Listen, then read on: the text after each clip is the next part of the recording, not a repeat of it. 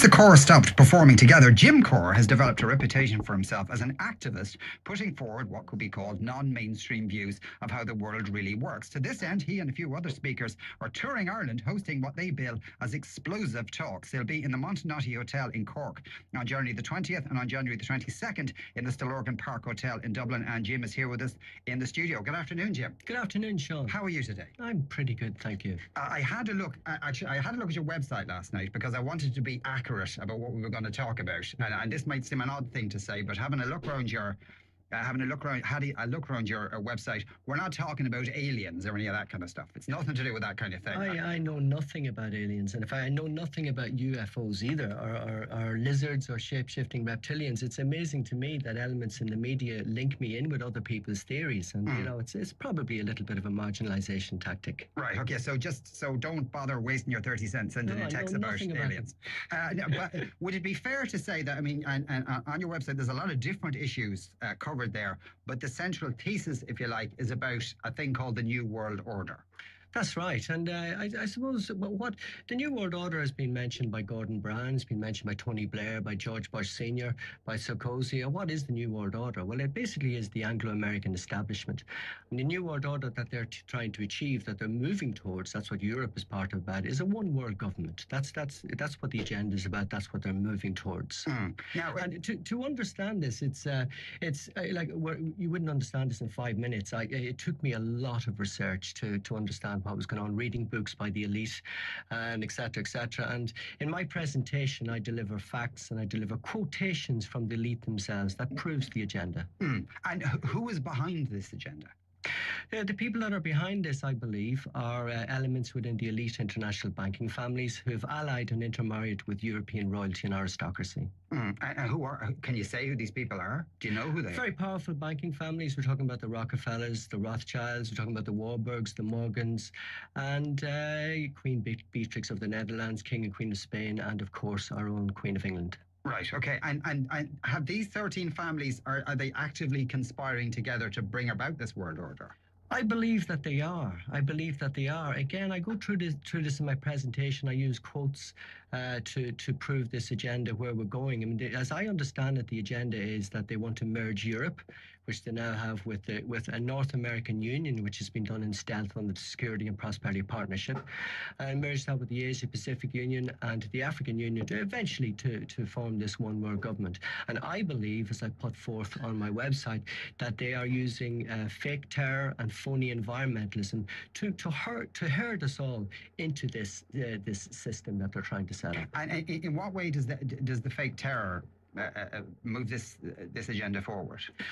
Well, this is what got me started when I started looking at 9/11, and it was just out of curiosity, and it was in particular the Pentagon crash, where we were expected to believe that a 757 vaporized into a 16-foot diameter hole, and we're also expected to believe that the plane, which is a hollow aluminium tube, that it penetrated 3 reinforced steel and concrete rings of the Pentagon.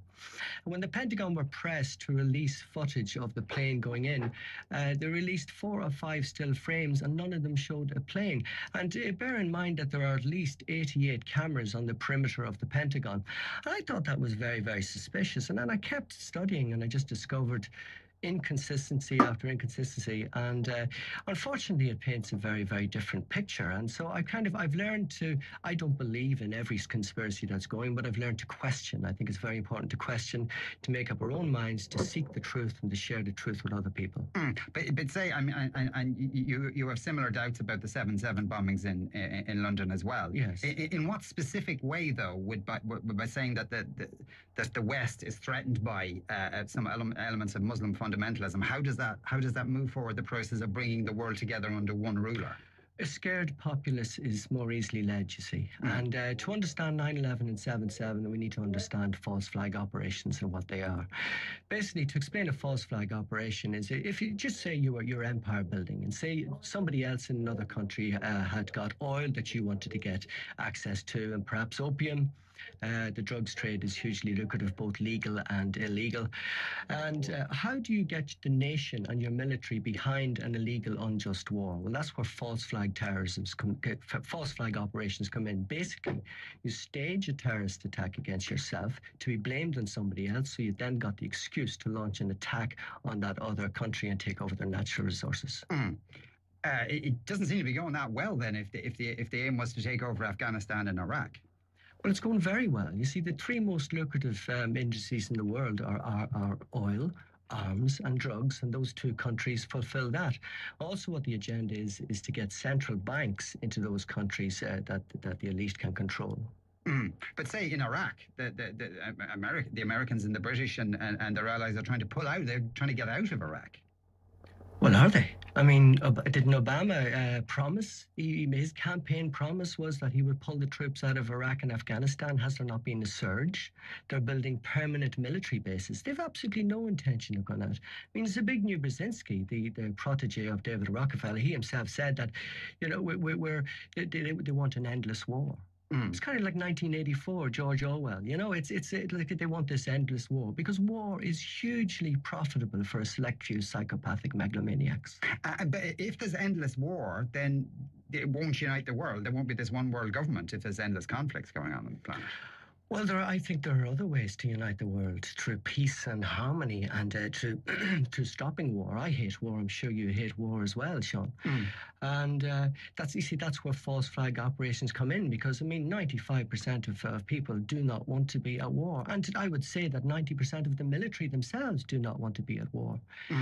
So there are other ways to do this. And I'm not saying that the one world government would be such a bad thing if angels were going to run it. But angels are not going to run this one if they get their way. And in terms of this, how long has this been going on for? How long have they had this plot in train for? I believe this is centuries in planning. You know, Carl Quigley wrote about this, the Georgetown University professor, in his book Tragedy and Hope. And this is an intergenerational plan. These people are very, very patient. And you see, to the vast majority of people out there watching what's going on, it looks like chaos. It looks like complete chaos.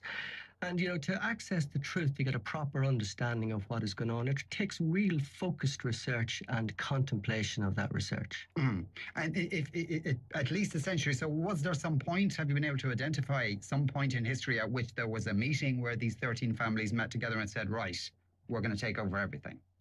Well, I'm sure there have been, but I wouldn't be able to identify them myself. But I mean, the whole idea behind World War I basically was to set up the League of Nations. And in World War II, they got the United Nations. And, you know, so there they're getting the global body, the global structure already in place, you see. And that's where they're moving us towards. And, you know, the sooner people wake up to this, the better. And, you know, here in Ireland, I feel that people are asking an awful lot more questions now because in relation to our finances, you know, they ask the question, well, where did the money go? You know, money doesn't just disappear. Well, it got transferred into the pockets of an elite. And I think what has happened here in this country and what the government has done is just completely criminal, where they have transferred private debt onto the shoulders of the Irish people, where our children are going to have to be paying for this. This is just absolutely criminal. There were other routes that we could have taken. You might not have read this about in the media, perhaps not in the mainstream media, but I've been putting up articles in relation to this on my website.